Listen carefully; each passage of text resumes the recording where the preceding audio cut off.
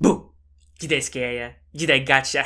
You don't have to be shy about it, as it is the spooky month, where internet is filled with funny skeletons, stores are trying to sell candy for triple the price, and the more interesting corners of the internet are filled with naked women wearing a witch hat, bravely calling it a cosplay. So I decided to pay my contribution to the spooky month as well by doing not one, but 2 videos on horror games. One will be about a game that is genuinely good, and the second one about some less good ones, to say the least.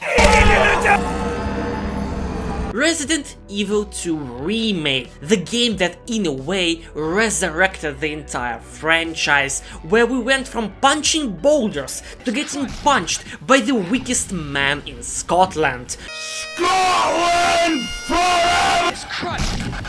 Who will later evolve into this absolute monstrosity that I definitely did not inspect really carefully, privately, in my own bedroom. And today I decided to beat the game and get my tasty, delicious, dopamine-inducing platinum trophy. Now, this is not a video where I will do it from scratch, like Ishin for example, because, well, the majority of this game's achievements is just running through the game with different twists, so I only saved the juiciest stuff for you guys, don't worry. The first thing we'll do is beat the game on hardcore with S+. There is no achievement for that, by the way, it's just something I want to do for myself. And now you're probably thinking, well, Bass, why aren't you doing any combos, jump cancels or taunting? Calm down, okay? This is not actually Devil May Cry. I know, weird. Apparently Capcom makes other games, not just Devil May Cry. Man, I wanna cry now. I'm afraid it's been 4 years. So how do you get an S+? Well, it is simple, you have to beat the entire game under 2.5 hours, and for you Americans, this will obviously be 1.5 AR-15s.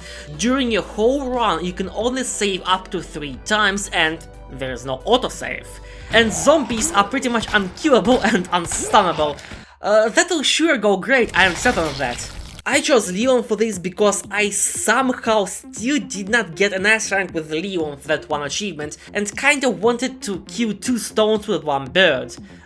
No, wait. And Leon's run is considerably harder than Claire's, the last boss is harder, the weapons are way worse, but hey, at least you can play as Ada, aka the best girl in the Resident Evil franchise, don't at me. So you see, it's all worth it in the end. The run was actually pretty smooth up until the lab section, where I made some mistakes due to me being very tired, because playing this game can get pretty stressful sometimes. I actually decided to literally skip everything besides the flamethrower.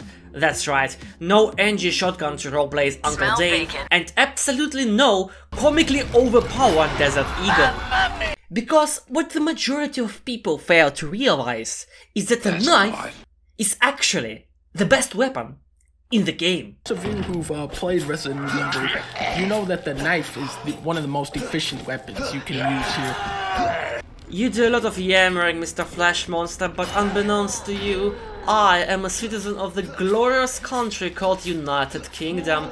I had years of practice, and you are simply no match for me, really. Another defining feature of hardcore is that you cannot save all the time, and you can only do so by utilizing the increments, like you did in Resident Evil 1, which I like to call a box, the video game. That does sound scary, but it's actually not.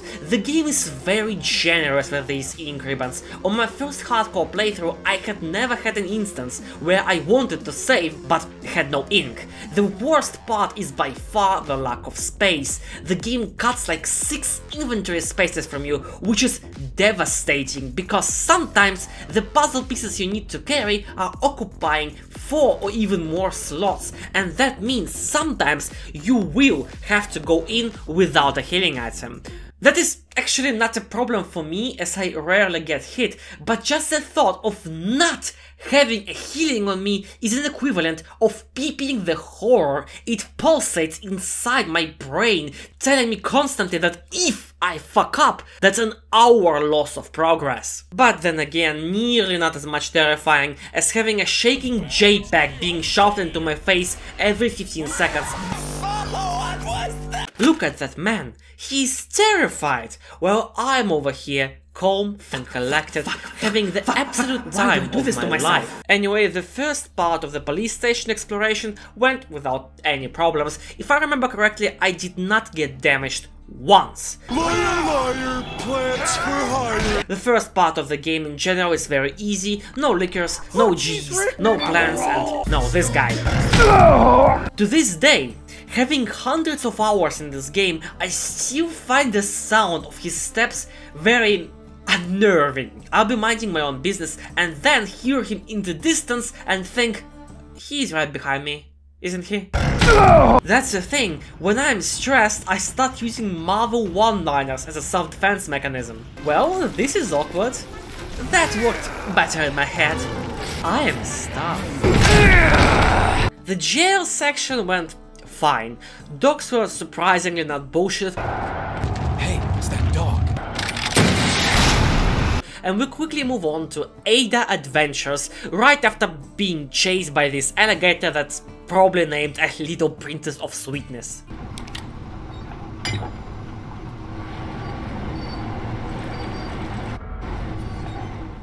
Hope I don't have to write a report on this. Oh Leon, why are you so funny?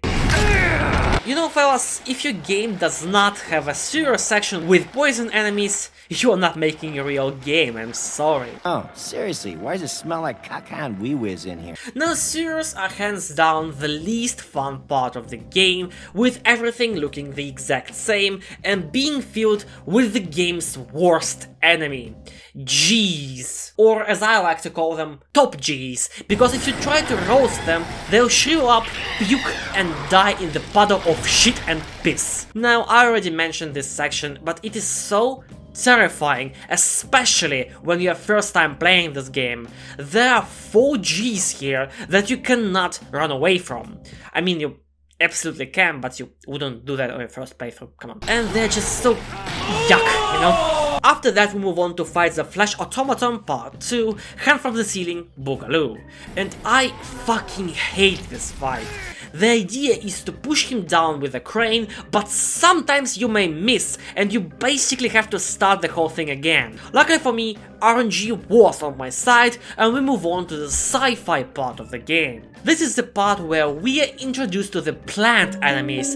They can only be killed with fire, or if you're a Giga Chad, you can just stun them and run past. I am not a Giga Chad, I'm burning these fuckers. The thing is, if they latch on top of you, you are dead if you're not carrying a self-defense tool. And I actually did not know this, because I have never been grabbed by one before. It was not a pleasant discovery.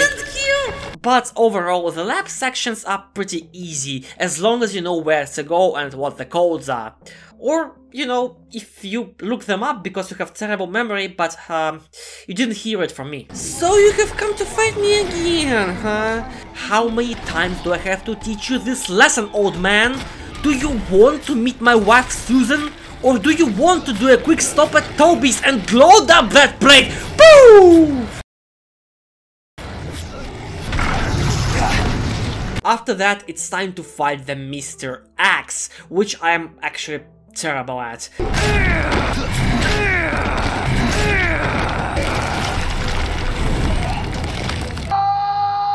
I tried circle strafing him like always, but... Hey, what did the rocket launcher set to dumb bitch? Die, you bastard. And just like that, we're done with the game and finally can move on to other achievements. Next we'll do the no healing and speedrun achievements, and realistically there's only one way to do so. In the most patriotic way possible, I decided to roleplay as an average US policeman, gunning down everyone I see with a rocket launcher. Ha ha! Wait, that's too many America bad jokes. How many people that watch me are from the US again? Oh shit. Guys, I really did not want to make this video. The things I said recently were die, die, die. Oh no, it's a scary gray man. Fuck you. Yes, yes, yes. Now here is where the evil resides too. Die, you ugly pieces of shit. Boom. Now, you see, the issue with this game is just a little bit too easy, and a tad bit unrealistic, because, contrary to the popular belief, there are no alligators in the American sewers. 0 out of 10. Our last achievement in the main game is to beat it without using an item box. I decided to play as Claire for this one for, no particular reason. And let me say this, playing as Sherry fucking sucks. It's alright the first time, but on your 20th or so playthrough, you will hate this stable almost as much as I hate politics in my video games. Wait, that's wrong footage. Claire has been messing with my PC, it seems. Anyway, the problem with this run is that any key item that you have not used to its fullest, you cannot throw out. That's why I had the fucking crank with me the entire game. But other than that, it's not so bad, considering that the last boss is no challenge at all, with you getting a weapon that demolishes him for free. You are dead! Not a big surprise! Anyway, with that we're moving to the extra modes of this game. That's right, not only does this game have so much replay value, it also has extra game modes that spice up the game a lot, for free! Remember when games were, you know, fully developed, stable and filled with content? Don't worry guys, they'll patch out the game very soon and it'll all be perfect. Now pay me $60 please. The first mode is called Runaway. The game says it's the easiest one, which is a fucking lie. All of those I managed to beat first to second try, but this one is very dumb. Each of these bonus scenarios has a certain gimmick to it. The gimmick of this one is keys. You have to get keys in order to open doors, and at the very end of it is a door that you don't have a key for. Door stuck! Door stuck! What do? You die in a very graphic way. Turns out in this section, where your ancient reptilian brain tells you to run through, there's a palehead carrying a backpack that you can barely fucking see, by the way, and he carries that key on him. Palehead is unique to this mode's enemy. They move twice as fast and take a lot of shots to kill, but any damage he takes will slow him down up until he just freezes in time, probably thinking about that time at high school where he told a joke, nobody laughed, and then he repeated the joke, thinking that no one has heard him, but it turns out that they did hear him, and the joke was not funny in the first place, creating this embarrassing moment that will be burned into his brain for all eternity. Anyway, as long as you know where to get the last key, it is actually pretty easy, but it is still a cheap gimmick in my book, so I don't like it very much. Now, next one is awesome. It's by far the easiest of the bunch, but it doesn't mean it's actually easy, as now poison enemies are a thing, and they are a bitch. Killing them makes them explode with a poison cloud that will poison you, and trust me, in this game, poison is somehow worse than poison in Dark Souls 1. Why am I toxic? If you get poisoned, you start coughing, making you stop, not being able to shoot or move fast, which feels like scripted at times, because it always happens at the worst time possible. With a very intense section at the end of the level, we get it done and move on to the Fogotten Soldier. What is wrong with you? Why are you blue? This one I don't really like that much. It's a lot of fun, but there are many sections of tiptoeing and waiting for the enemies to come to you. And with these games I just want to go fast, you know, just shift W through. But this is where the armored enemies appear, and they're actually quite cool, and I'm a bit sad that they're not in the main game. Basically, these are zombies that have some portion of the body armored, and you know, with arms it is never a problem, but when they have their head covered, you have to shoot them in the leg, which is cool and forces you to think fast. I honestly really like this dynamic. Even Mr. X comes to party later, but me being a juke master, he is close to no threat. It's crushed. And I managed to beat this one with no damage taken.